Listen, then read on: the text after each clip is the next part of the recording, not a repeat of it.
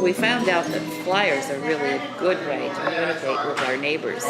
And, people can keep it on their refrigerator or anything like that handy Exactly. to have that information. So, And it's really great to know what's happening each month of the year. I think most neighborhoods do.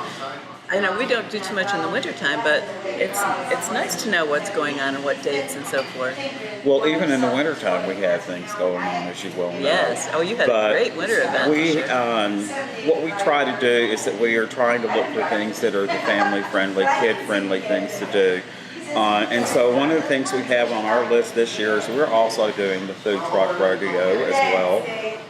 But we're doing a twist on it this year by doing junk in the trunk. Oh, that's what my So the whole junk in the trunk. Junk in the What trunk. have we got there? Well, that is, let me kind of explain what that is. It's not my idea. This is something that I found someplace else and we're implementing it for our usage. But you charge $5 for a parking space, and anything that person can fit into their vehicle for sale, they can sell it, and we just take their $5 and see you later. Wow, So that's great. it's another way to get people there for the food truck rodeo and to hold them. My idea as far as festivals are concerned, you've got to have a reason to hold your audience. So that was what the whole idea behind that is concerned. Where are you going to put this? Where? The food truck rodeo is going to be at the McDonough Field parking lot, the baseball perfect. field parking lot at the corner of Nursery and Lyceum Street. So there's plenty of room there. Plenty of room for us to park our trucks right in the center and then have it ringed by the cars and trucks that are going to be selling. Wow. So what date is that? That is going to be on August 13th.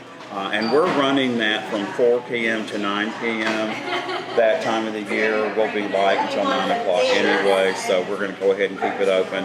That way it also makes sure that our food truck vendors are going to make a little money off of it too. I see. Might be a little partying going on. And that's what we're hoping for. Wink, wink. That sounds really good.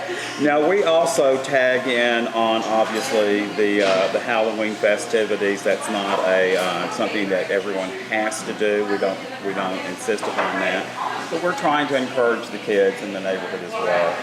But moving into November and December, that's our next big event that we have every year, and that is the Holiday Lighting Contest, which started, this will be our third year for it. We're having a lot of fun with it because we do invite judges from some of the other neighborhoods to come in and judge the best displays in our neighborhood.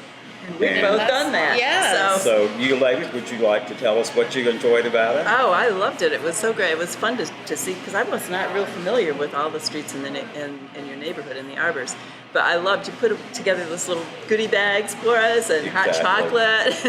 It was terrific. Well, we tried to have fun with it, and in order to get people that were willing to judge for us, we had to do a little outreach there.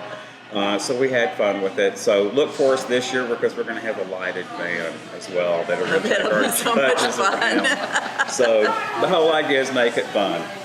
So that's what our aim is here. And it was, and just as Leslie said, realizing those streets up in there and how neighborhood-like it is.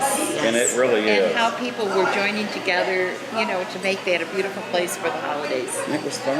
It was a lot of fun. It was so much fun.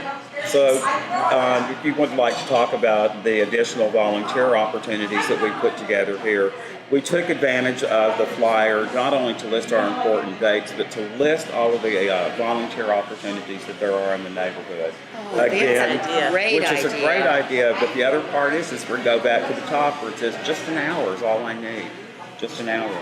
And any of these things that are listed below, including adopting a street sign, and I don't know if you folks are doing this or not, but anybody that lives on a corner that has a street name sign on it, we're asking them to take that street sign and decorate it for each of the holidays. Oh, that'll be wonderful. cute. So that takes it off of committee work from the neighborhood association and allows those people in the neighborhood that are willing to do so to be involved as far as helping out the neighborhood. Yeah. It's a cute idea. And I there's like all that. different kinds of things like that along the way that we can offer them as far as volunteer opportunities.